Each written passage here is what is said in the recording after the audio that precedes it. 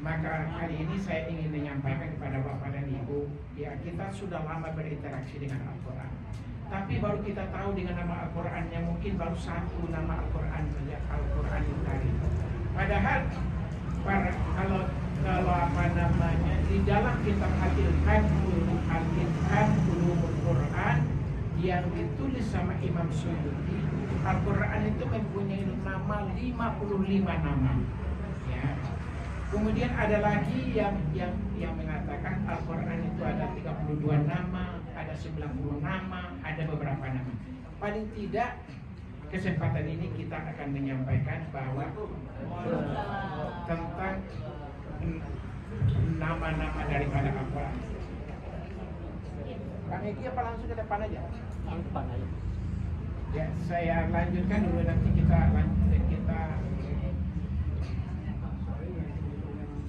yang pertama sesuai dengan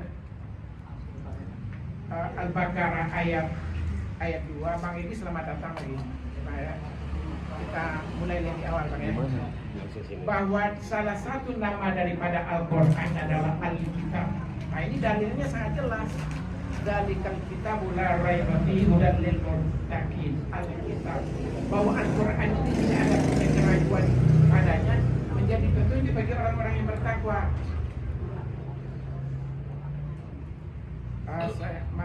Materinya udah saya buat dalam bentuk PDF, cuma belum sempat apa aja saya bisa kirimkan PDF ya.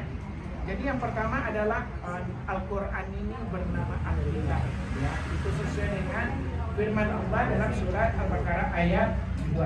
Zalikal kitabul la raiba fihi hudan lil muttaqin. Yang kedua ya, kita percepat aja karena kita mulai tanya lambat ya. Yang kedua nama Al-Quran itu adalah Al-Huda. Ya ini sesuai dengan surat Jin ayat 13. Ya. Wa inna lamma sami'na al-huda amanna bihi faman yu'min bi rabbihi fala yakhafu fahsya wala rahqa. Jadi dan sesungguhnya ketika kami jin mendengar petunjuk Al-Quran, kami beriman kepadanya, maka barang siapa beriman kepada Tuhan maka tidak perlu dia takut rugi dan berdosa. Di dalam surat Jin ayat 13 ini menjelaskan bahwa Al-Quran itu juga bernama adalah Al-Huda. Yang pertama tadi kita Al-Kitab, yang kedua Al-Huda. Dalil kita surat Al-Jin ayat 3 ya. Langsung kita percepat saja. Yang ketiga nama Al-Quran kita Al-Furqan. Ini sesuai dengan dalilnya surat Al-Furqan ayat 1. Tabarakalladzi nazzala Tabarakalladzi nazzala al-furqana ala 'abdihi liyakuna lil 'alamin nazira.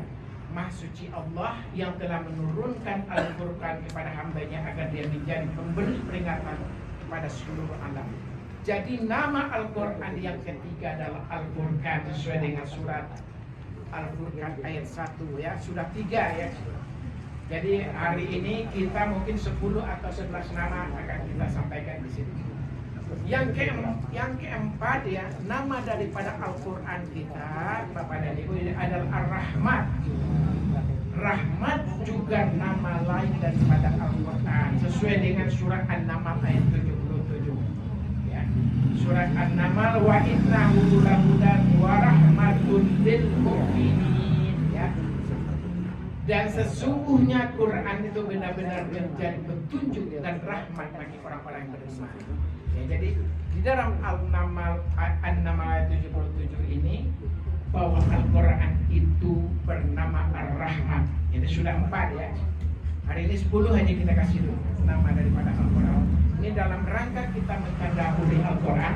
Karena tidak mungkin Bapak dan Ibu cinta kepada Al-Quran kalau namanya saja nggak tahu. Ya sama dengan kita mempunyai pacar, mempunyai kekasih, mempunyai istri, mempunyai calon istri misalkan, mempunyai suami bagi istri, mempunyai istri bagi suami, tapi namanya nggak tahu gimana gitu. Nah inilah dalam rangka kita menjalin kedekatan kita kepada Al-Quran, dalam rangka kita mencintai Al-Quran, kita tadabburi hari ini lanjutan dari kajian kita 15 hari yang lalu, yaitu daripada nama-nama Al-Quran. Lalu kita masuk ke nama yang kelima. bahwa Al-Quran juga dinamai sama Al-Quran sendiri yang menamai, Allah sendiri yang menamai, yaitu Ar-Ruh. Ya, sesuai dengan surat Asy-Syu'ara ayat 52. Wa kadzalika auhayna ilaika ruhan min amrina. Ya, ini surat Asy-Syu'ara ayat 52, dan demikianlah kami wahyukan kepada Muhammad ruh. Jadi ruh di sini adalah Al-Quran. Jadi nama lain daripada Al-Quran adalah ruh, ya. Dengan perintah kami. Asy-Syu'ara ayat 52, ya. Sudah 5 ya kita namakan Al-Quran. Ya, sudah 5, dan nama yang keempat, yang keenam maksudnya Asy-Syu'ara, yaitu As-Sifa, ya. Sesuai dengan surat Al-Isra ayat 82.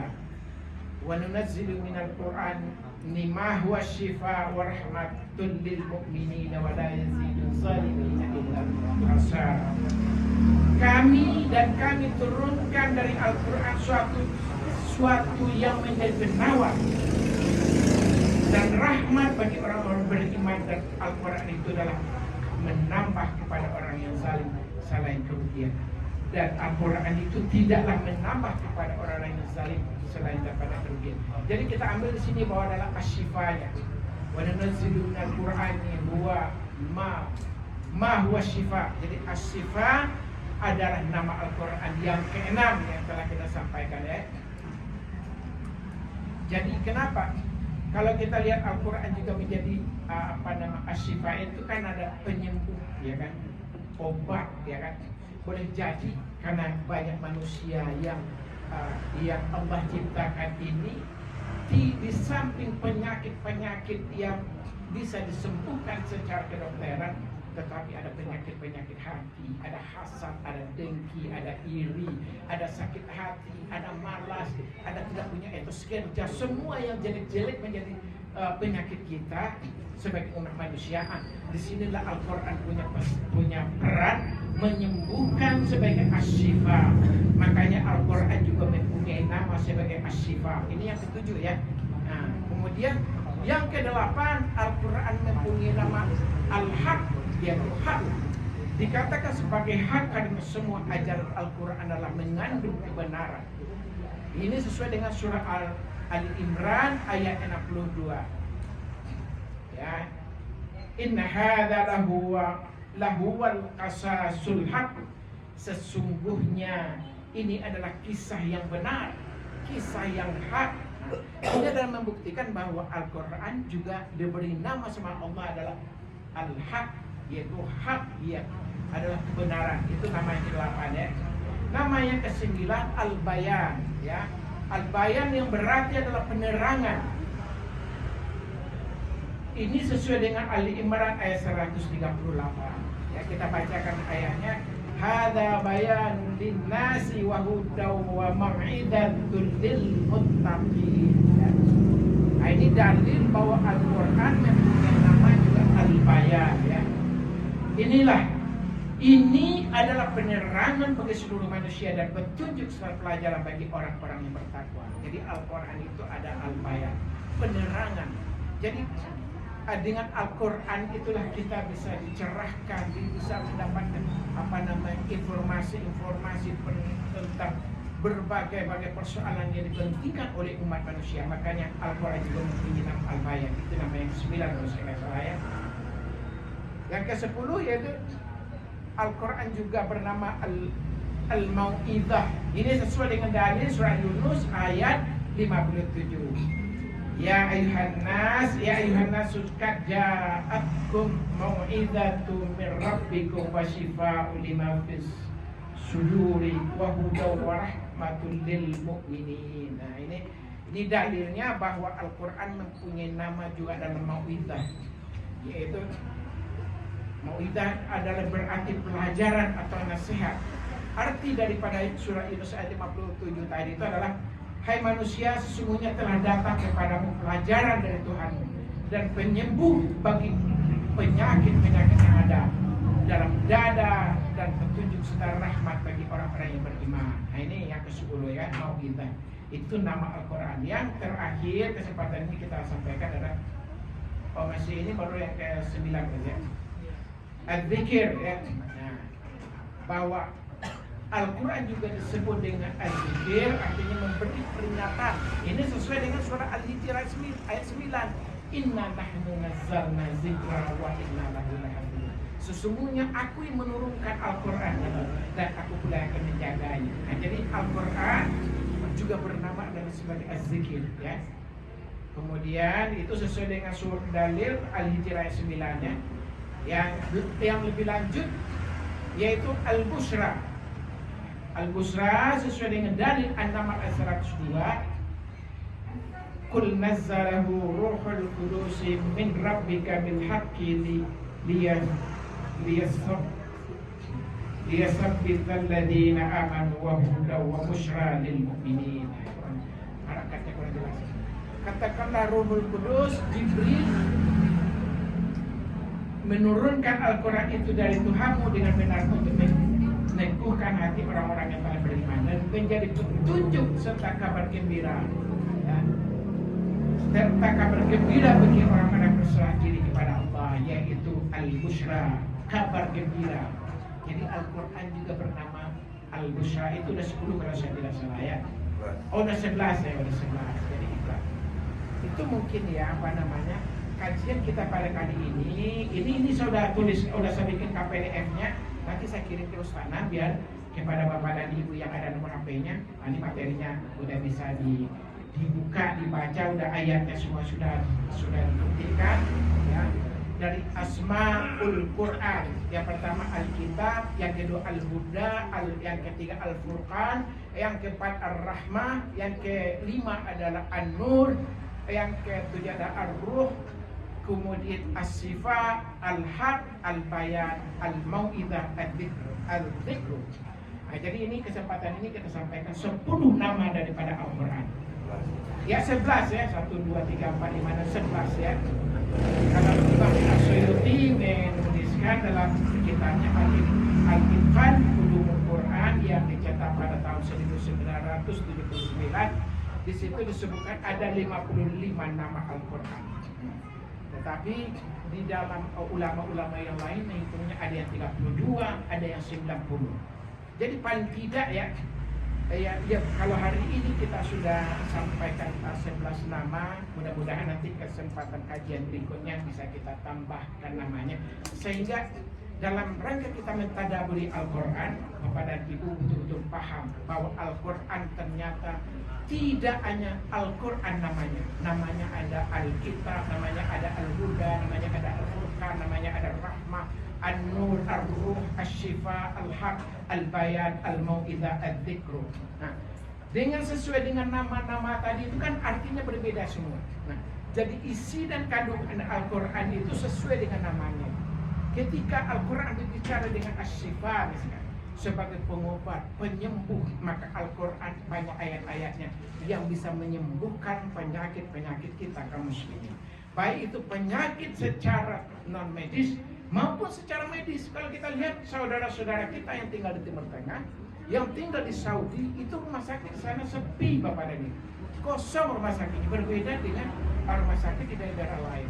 Karena orang di sana itu dia maksimalkan dulu bagaimana Al-Quran menjadi asyifa, menjadi pengobat tadi, menjadi penyembuh.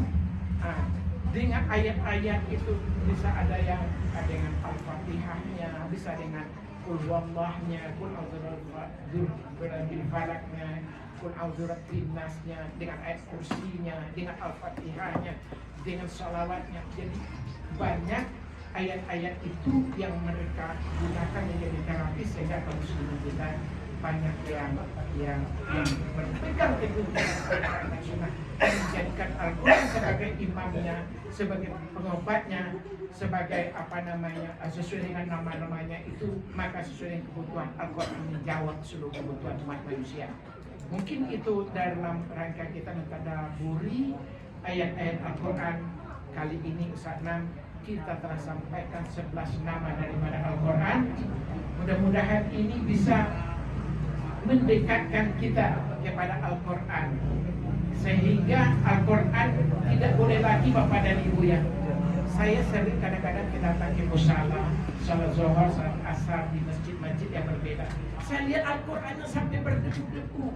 Ini gimana ya kaum muslim itu kitabnya yang menjadi petunjuk, yang menjadi cahaya, yang menjadi pengobat, yang menjadi penyembuh, yang menjadi penerang, tapi kitabnya sampai berdebu karena nggak pernah dibuka sama umatnya. Nah, ini tidak boleh lagi kejadian seperti ini. Makanya kawan-kawan kita para aktivis dari Gerakan Muslim Jakarta ini harus menjadi pelopor di lingkungannya masing-masing, sehingga kecintaan, kedekatan kita kepada Al-Quran itu diawali dengan kita mengetahui nama-namanya. Kalau pada bulan yang lalu kan kita telah mengaji yang sebelumnya ini kan ya, kita telah mengenal Al-Quran, bagaimana Al-Quran diturunkan, bagaimana ayat-ayatnya itu. Nanti kali ini kita cukup dengan mengupas dengan nama-nama 11 nama, karena nanti Pak Egi kita akan mintakan waktunya, karena nanti setengah 6 kita selesaikan. Mungkin itu kali sana kita percepat saja. Yang penting materinya hari ini saya disakin kepada Bapak dan Ibu, sehingga meskipun kita hanya sebentar menyampaikan, mudah-mudahan ada pegangan di rumah nanti bisa dibuka kembali bahwa hari ini kita telah dapat ilmu baru, yaitu ada 11 nama daripada Al-Quran.